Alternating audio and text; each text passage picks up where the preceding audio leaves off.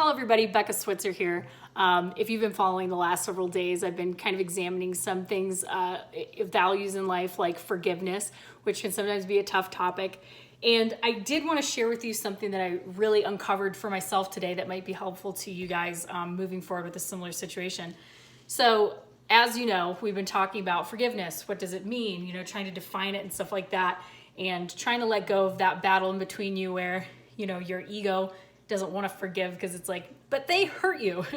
But your higher self really just wants to find that inner peace. And it really is just a loving being. Like, it wants there to be love and peace and stuff. And so forgiveness can be kind of a confusing topic in that sense, because sometimes it's hard to integrate those two feelings. And what I wanted to share with you guys today was something that I learned. And I realized that hugely what I was doing partially was I was punishing myself a little bit. I was being hard on myself for experiencing the human emotions that are normal when you experience like a breakup or a fight or, somebody does you wrong or whatever. And I was feeling the emotions like anger, resentment, spite, the ugly ones that nobody likes feeling those. They eat you up inside, right?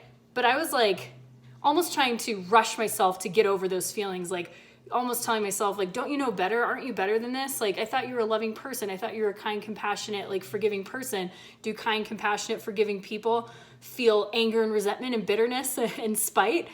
And I was almost like a hurry up and heal. Come on, what's wrong with you?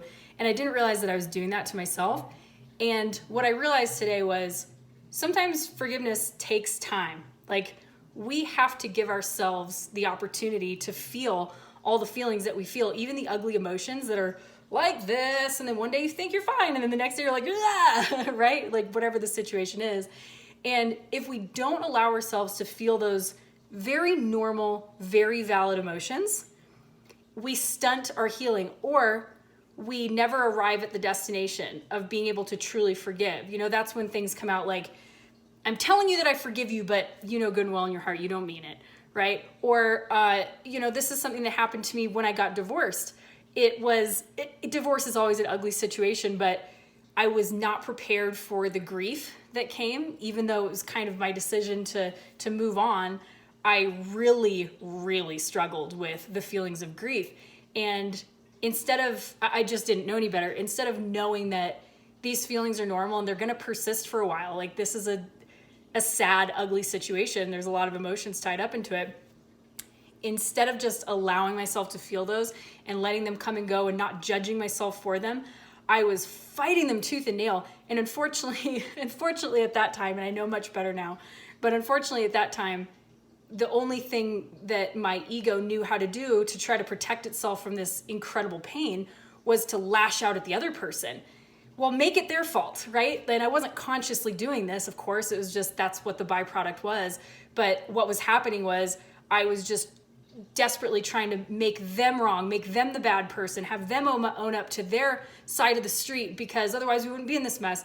When really that was just my ego's trying to trick me into alleviating my negative feelings by putting it on the other person. And that was a byproduct of just not allowing myself to feel what I was feeling. And so I wanted to share that with you guys today, because this is like a huge revelation that I've had. Sometimes we're not ready to forgive yet, and that's okay. If little by little we kind of get there until we can acknowledge each of our feelings and be there for our feelings, right? It's like, hey, anger, I see you. You have every right to be angry. Tell me what you have to say. And another thing that gets it out, and you're like, that's totally valid. And I'm here for you, right? They talk about in Buddhism, like, be there for your pain, right? Like, hold your pain, cherish it. It's yours. And so allowing that to pass and then being like, okay, it's incredible how much that makes you feel a little bit better. And in fact, I was just sharing this with my friend Zane here today, but I really kind of was putting myself out there throughout this process and sharing my process with you guys over the last couple days online here through my videos. And what I realized was really, really helping me was the part of me that I would normally be resisting, the part that is full of those ugly emotions, like the anger and the bitterness and the resentment and stuff like that, putting it all out there and being like, hey, I'm not perfect. I'm not Mother Teresa. I feel these ugly feelings, and right now I feel bitter. I feel hurt. and just putting it out there, it was almost like the part inside of me was like, thanks for acknowledging that. Okay, she gets it, guys. Like, she's in there.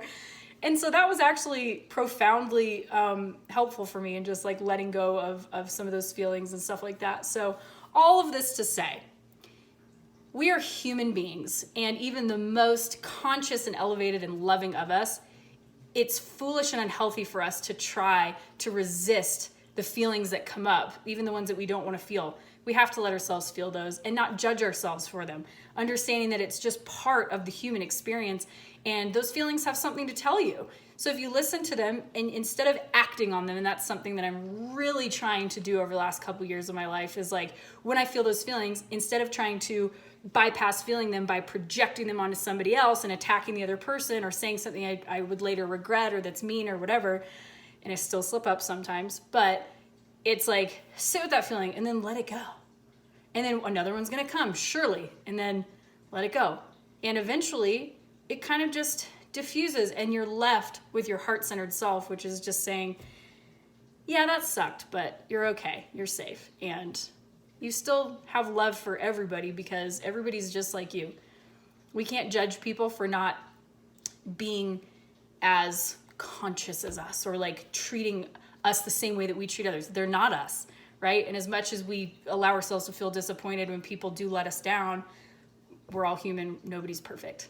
So that's a wrap for tonight, but I hope that was illuminating for some of you guys, or help some of you through some of the stuff that you're going through.